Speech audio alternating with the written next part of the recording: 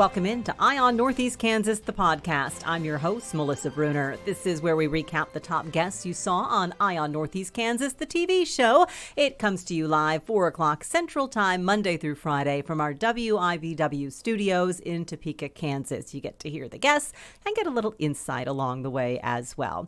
Among our visitors this week is Stephanie Norwood. She is with Go Topeka, which is part of the Greater Topeka Chamber of Commerce. Stephanie was here while a lot of her colleagues were out of town. This was the week for the Intercity Visit. The Greater Topeka Partnership sponsors this every year. Local leaders, local business leaders, or anyone who is interested can sign up and pay to go along, and you visit a city that they believe is one maybe similar to the capital city of Topeka, or one that maybe they could learn something from because it's facing similar issues, or maybe has a similar plan that they're working on that we'd like to see here. It's kind of an intelligence gathering mission, if you will. They visit these communities, get information, and see what maybe perhaps they could learn and replicate here or use as they address a challenge here. So Stephanie Norwood told us what is to be gained from these visits and also how they have helped create some of the things we see in Topeka now.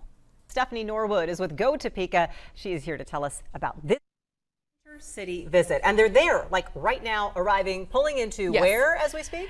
The Grove Hotel in downtown Boise. Boise, Idaho. Yes. Why Boise? Why Boise? Well, you know what, there was a lot of things that we were looking for that were aspirational to us. So they have a growing and thriving downtown, an arts district, they have a riverfront, they're a university city. So there's a lot of comparisons, but things that will help us grow when we take that information and bring it back. Now people, and the other thing that makes this one different is people from Topeka aren't alone on this trip. We are not. We are traveling. Actually, we're meeting folks from Lincoln. They're with us. So 2 different communities that are pretty far apart, they're up the road a bit, are traveling and meeting there together so we can all learn and help each other. There is a capital city connection here yes, as well. Yes, there is. What is that? Lincoln, so we are all capital cities. We are all growing. We have a lot of similar things, the universities, the downtowns. So we're hoping to kind of help each other out here. When you talk about why you do these intercity visits in the first place, what is the goal? The goal is to learn. So we compare several different cities when we're planning these, and we look at things that we want to grow in, and we want to develop our downtown, and we want to develop our riverfront, and we want to build all of these things. So we're looking at cities that might be just a little bit ahead of us. So it is something that's attainable with the right work, but it's not so far-fetched that we're not going to get there anytime soon. So we're doing this in a very scalable way. What would be some of the things from past intercity visits, maybe ideas that we've kind of learned and then kind of nurtured and made into our own? Do we have some examples of things? Yeah, really recently we have our downtown common consumption area. And just last time, 2 years ago when we were traveling in Northwest Arkansas, Bentonville and Rogers and those areas, they have those in place, and we got to go and learn, figure out how they did it, set their boundaries, how they handled specific situations, so that way we knew how to react when things occurred, and we brought it back, and that's in place now. Any others? Yeah, we've had the Metro bikes before. We've had fiber optic discussions. Downtown, I mean, we're still learning on our riverfront and working towards that. So there's just been many things throughout the years. Momentum, I believe, was a big part of growing out of that. How do you then take, so what does it take? So you see something in Boise. Do you automatically say, oh, that's a great idea, we want to do it, and you bring it back? Or how does the process work once you complete that intercity visit? Yeah, I mean, I'd love to say that we bring it back, we implement it right away, but there's a lot of discussions around it. So we come back and we have the perspective of different types of community leaders, our elected officials, our young professionals, our C-suites.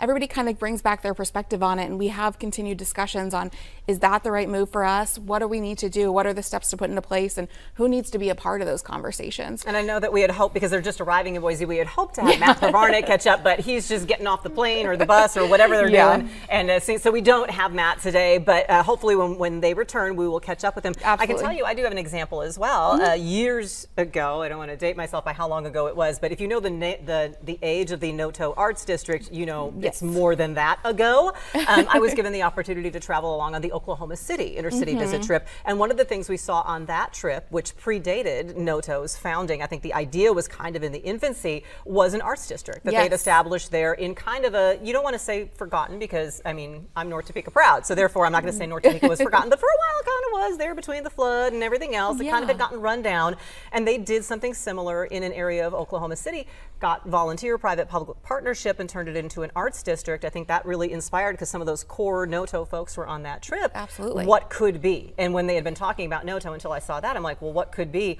Okay, that's what they're talking about. And that's what you hope to similarly happen here. Sometimes you have to see it happening in place somewhere to really picture it in your own community. And that's what we're hoping happens here. More than 100 people on this trip, is that correct? Yeah, I think we have about 120, 130. What's the cross section of folks here? I think it's about 80 people-ish from the Topeka community and about 40 from the Lincoln community. So we're just all combining when we get up there. All right, and we'll hear what happens when they return, Stephanie. I would Absolutely. appreciate you filling us in on just what the inner city visits are all about. Sometimes we kind of wonder, and now we do. Yes. Thank you so much. Thank you. We do hope to catch up with Greater Topeka Partnership CEO Matt Pavarnik when they return and see what they learned in Boise, Idaho. We also are gearing up for National Night Out in Shawnee County. PARS Topeka sponsors this event along with various community partners. In the past, it's been a collection of several dozen individual neighborhood parties, and neighborhoods will still be having their parties throughout the next couple months. But there is one large gathering that PARS is encouraging everyone to attend. Haley Gill told us about that, along with Sergeant Michael Burns of the Topeka Police Department. Welcome to both of you. Thank you. Thank you for having us. It is right around the corner. Yes. What is the goal of National Night Out, Haley? What do you all do? So the goal of National Night Out is to bring communities together with law enforcement, fire, AMR, in a time where it's not an emergency. Because oftentimes people meet those people on their worst days, and we want them to meet them and feel comfortable with those agencies when they're not having an emergency. And so it's just time for them to community get to know them, ask questions, and just find out what they do in our community. What kind of difference do you see that relationship building make in everyday life as you do your job, Sergeant Burns? Look, we see our community members come up to us every single day, thanking us for our job and asking us questions, and we want to be able to provide a safe environment for them to do that.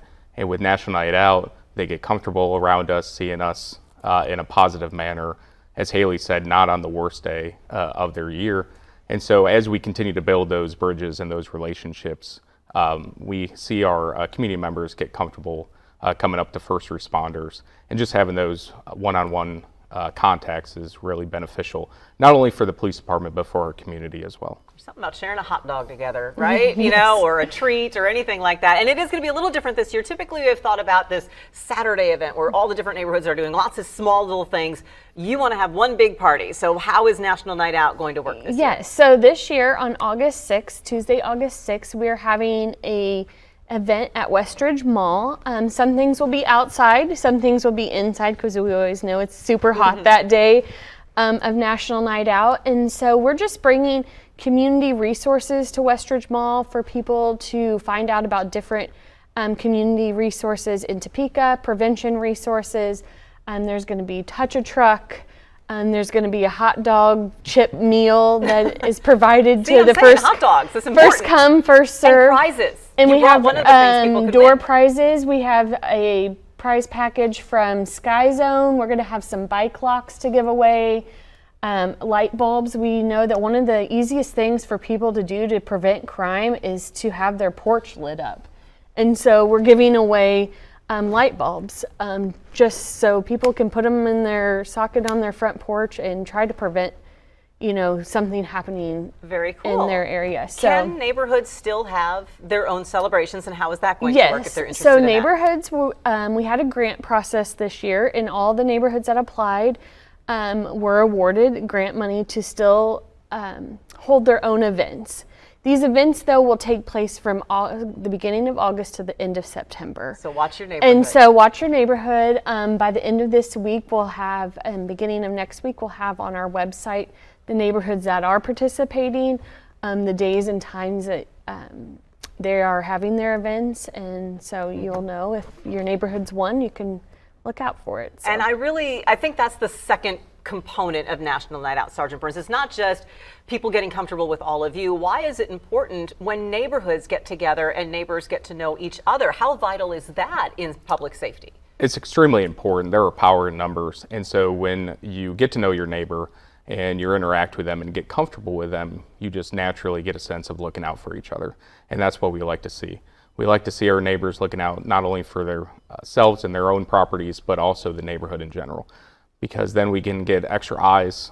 If something's out of place, we can get a phone call from it, and it just helps the community be extra safe. Absolutely. We know when something doesn't look right. If we know our neighbors, we know who is and is not supposed to be there. Exactly. And give you all a call. National Night Out this year is on August 6th from 4 to 7 p.m. at Westridge Mall. ParsTopeka.org is where you can go for some additional information. Yes, that is primary election night, but you'll be home in time to watch all the election returns here on WIBW. So check out National Night Out in Topeka. Haley, Sergeant Burns, thank you both so very much. I always love these events. Lots of fun. Thank you for having us. A lot of communities host National Night Out events. So if you're not in Topeka, check out your local community and take a stand against crime. We had a fantastic visitor, and it was really a learning one for me because I learned all about Nicodemus from someone who lived there. Nicodemus is very important, not just in Kansas history, but also in Black history. Norma Schweitzer grew up there with her family. Her mom still lives there. She told us all about Nicodemus, its importance in history, and the homecoming celebration they will be hosting here in a couple weeks. Nicodemus, Kansas is the only remaining all-Black town west of the Mississippi from those founded in the days after the Civil War. The small town will actually swell in size this summer, as it does every year, as they host a homecoming. Norma Schweitzer is here to tell us what it is all about. Welcome to you, Norma. Well, thank you. And you know all about Nicodemus. You lived there. Yes, I was born and raised there. What is the town, for those who aren't familiar with the history, so what is the claim to fame? I kind of said it very concisely there, but how important is it?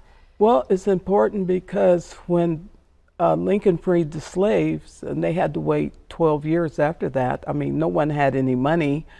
So when the opportunity came for them to be able to migrate here to Kansas from Kentucky, about 350 came, and that was part of my family. First baby born out of slavery was my great-great-uncle. Oh, that's an amazing history. Yeah. So it was 300 some strong when it was first founded? Yes, in 1877. 1877. And so this is going to be the 146th anniversary. Yes, and that, it wasn't even a year old, the town wasn't, when they celebrated the first homecoming or emancipation. Mm-hmm.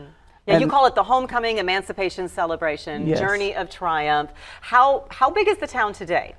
Well, about maybe 20 people. About maybe 20 people out of the 300 some. But when the celebration, when the homecoming is held, how many people come back for it, and how far and wide is this crowd? Worldwide. Really? Yes, because our descendants are all over, everywhere.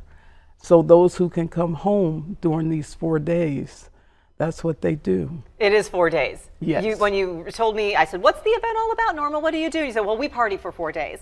What activities are all going to take place? Well, that Friday, we have a breakfast. It's called Cowboy Breakfast. It's free. People want to do donations, they can.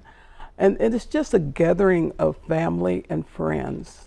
And anyone that has married a descendant, their family, so they come home. Some of them come for the first time to see what it was like and to hear the history. We have a live living tree of that consisting of the township and the town site. And that's what Nicodemus is about. It's about the people and how they did make it. And we never had a break. Even when COVID, we went virtual. So this is how we can keep our 146th year going and coming up to 150th. It's really going to be a nice blowout. It's going to be really nice. You have the breakfast, you have a parade on Saturday, there's a church service, yes. and a dinner on Sunday. There's a cornhole tournament during this, there's musical concerts, yes. and there's storytelling and a showing of a documentary. Yes. How important is that aspect of this, keeping the story alive and letting people celebrate their heritage and where they came from? Well, it's important because it's the history that doesn't get told in the books, and we get to tell it, and we get to live it, and we get to show it, because we're that part of the history. It never stops as long as there is a descendant, and that's what's important about our history. And it's the history of the United States. It is. Yeah. It is. It's how the Black community, the Black people became free and found their way, developed their communities, contributed so much to our nation, our world. Yeah. And that's the celebration that you see in Nicodemus. Yeah, and it doesn't go away because there's always descendants. The ones, we walk in their shoes. The one that started this in 1878, we're walking in their shoes. My father, my mother, my uncles, my great-grandmother, all of them, they were born right there in Nicodemus. All of those events free for folks to check out? Yes. All right, go to Nicodemus, which is in Graham County, is that correct? Yes, it in is. Graham County, July 25th to 28th. You can enjoy the stories, the activities. The cornhole tournament I mentioned is on the Friday. The parade is on Saturday. There's the concert on Saturday evening, the church service on Sunday. I will have a link to the website so you can see the whole complete schedule, because believe you me, there is a lot happening. Yes. Because you have so much fun. Norma, thank you so much for sharing the history and letting us know all about the event. Well, thank you for having me. Pleasure to see you. We loved having Norma come to visit, and if you are able to visit Nicodemus, learn the story, and take part in their celebrations, you are invited to do so. Women are going to be empowered with a third annual Rise and Thrive event. Danielle J. Martin, who actually used to work for us here at WIBW, returned to the studio to tell us about how she has joined this endeavor, led this endeavor, actually. It's her creation, and how she's made the third year bigger and better by adding a charitable component. Jen LeClaire with the Boys and Girls Clubs of Topeka joined Danielle because they are going to be the beneficiaries of something that really not a lot of people like to talk about, but it is important for young women. Familiar faces to all of us. Of course, Danielle used to be here with us at 13 News. She's been very busy since she left, and part of it is starting this whole Rise and Thrive movement. What is it all about, and what do you aim to do? This is your third conference? This is our third conference, yes, and we're actually 30 days away as we speak, and so it's super exciting. It's an in-person experience for women from all walks of life to connect, learn, and grow. So whether you are a full-time entrepreneur, business owner, or an aspiring leader, this event is for you. It's broken up into 2 days. The first day is focused on building your own business empire. We're gonna have small business owners talk about what it's like to grow and scale your business. And then the second day is solely focused on what it's like to activate your mission. We're gonna have a variety of vendors, a fashion show, the local boutique downtown, The Mix is gonna be putting that on.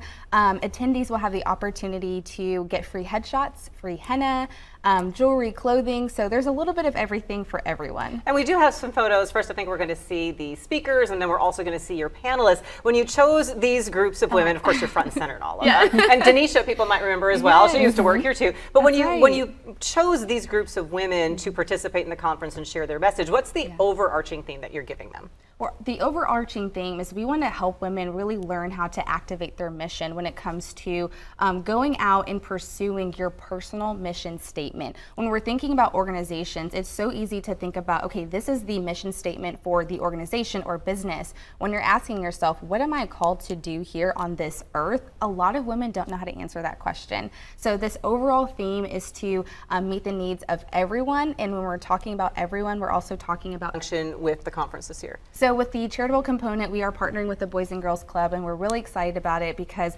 we are going to be focusing on combating the period poverty movement. Melissa, we know that it has been going on for multiple years.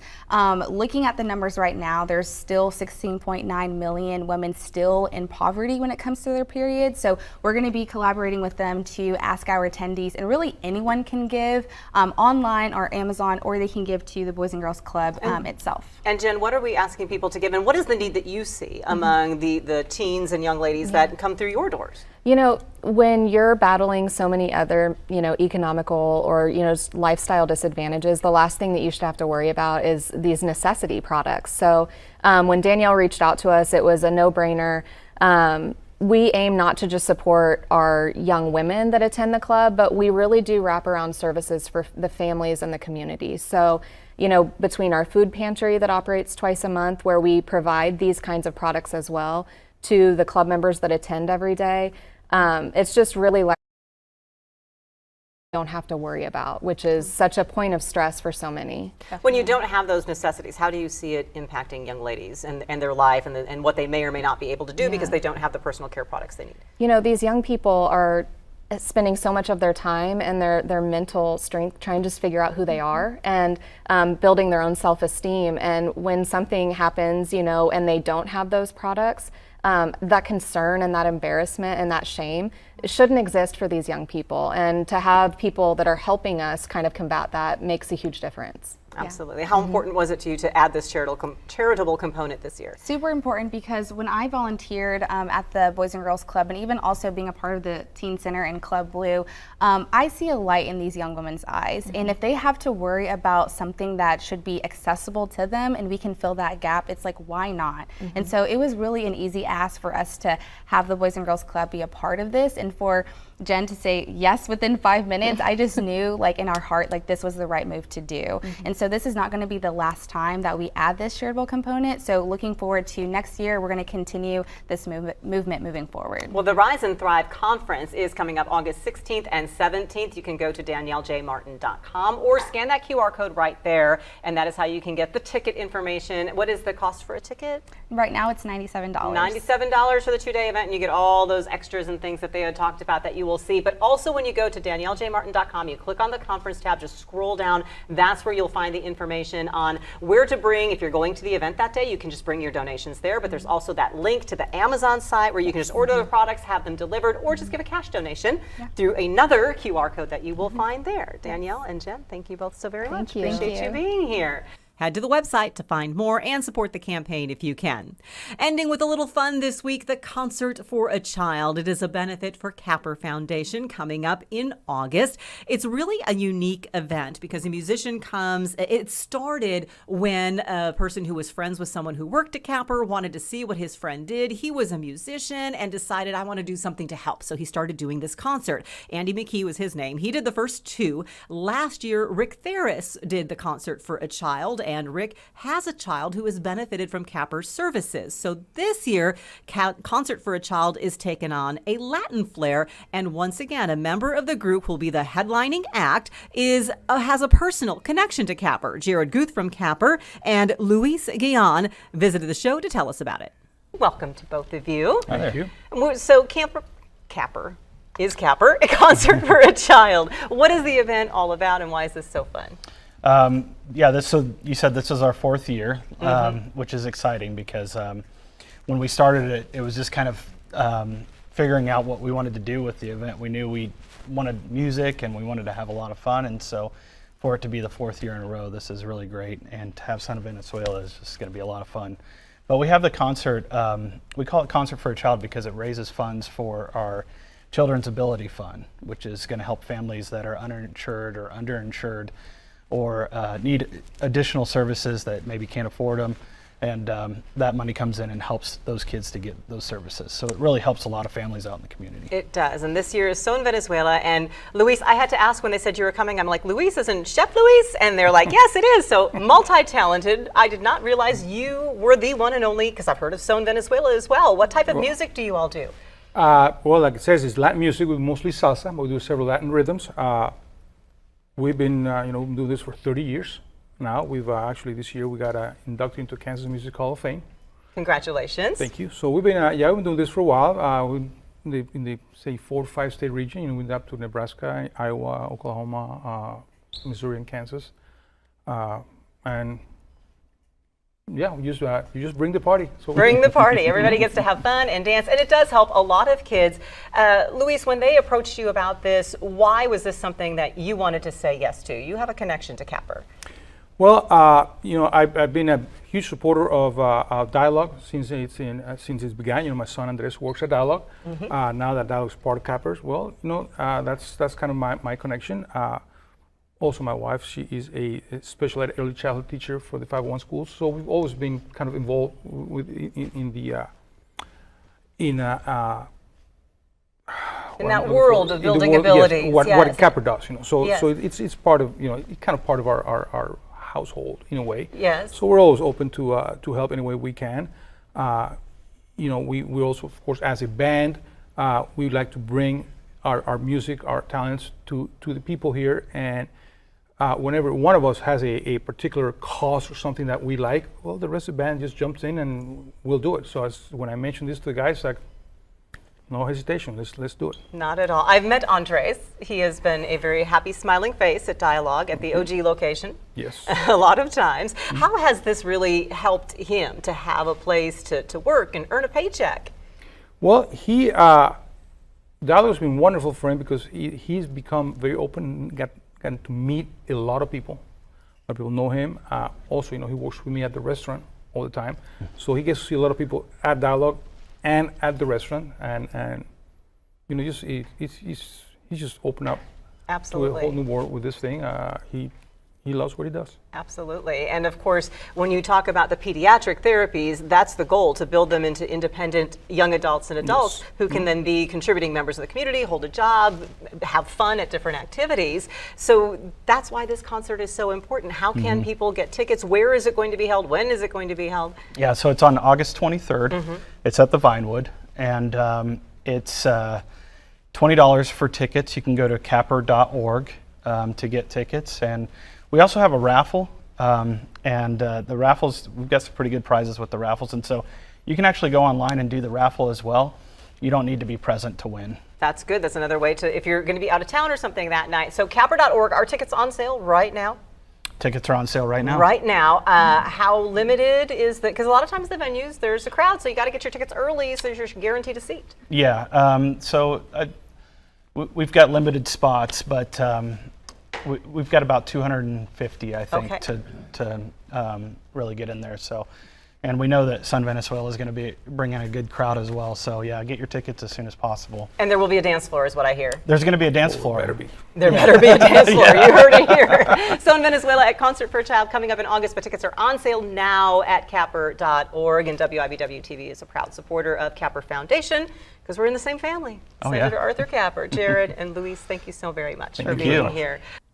Make plans to attend Concert for a Child. It's a smaller concert event, but one that has such a huge impact because it gets to be very personal, and it's a great experience to interact, learn about Capper, but also, as you heard Luis say, they bring the party, so bring your dancing shoes. Glad you could do a little dancing with us as you listen this afternoon to the Eye on Northeast Kansas podcast. Remember, you can see the video interviews of these guests and all the guests that come through our studios on WIBW.com. It's also on our YouTube channel, WIBW 13 News. Please be sure to click subscribe while you're there, and maybe check out some of our other video streams while you're there. Of course, you can see our studio selfies and links to the segments on my Facebook page, which is WIBW Melissa Bruner. So glad you could be along. Until next time, we'll see you on the red couch.